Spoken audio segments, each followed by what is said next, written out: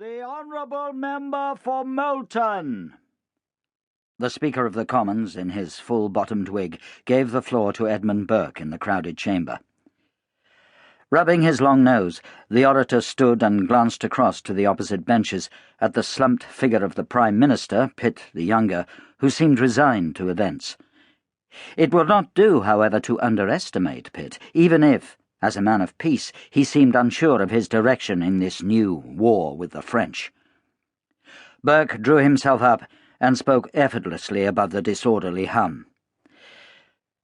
"Is this House aware that at this very moment, in a time of crisis without parallel in the history of these islands, His Majesty's government sees fit to let its chief means of defence, the Navy, its sure shield—" He paused and looked impressively about him. "Rot at anchor in its ports, while the enemy is at liberty to issue forth on his awful missions of destruction?"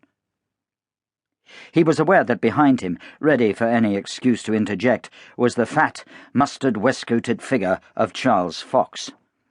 Discredited for his earlier support of the French Revolution, he was nevertheless leader of His Majesty's loyal opposition and a liability.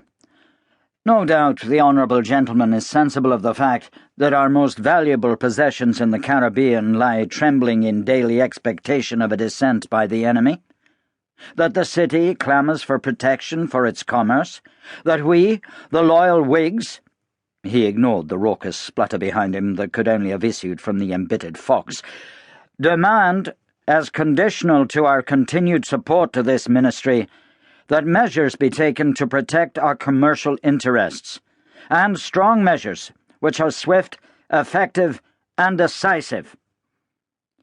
Pitt slouched further down in his seat. What did they know of the real situation? Admiral Howe with the Channel Fleet was in port, true, but he commanded the only strategic fleet Britain possessed at this time, and would answer to the nation for its preservation until it was fit enough to grapple with the enemy. Howe would not jeopardize its safety.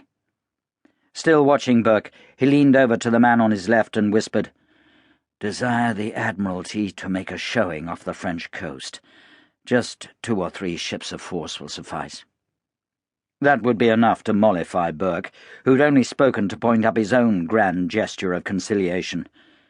Howe could spare 2 or 3 of the more elderly vessels. "Allow that it is a matter of some urgency," Pitt added wearily.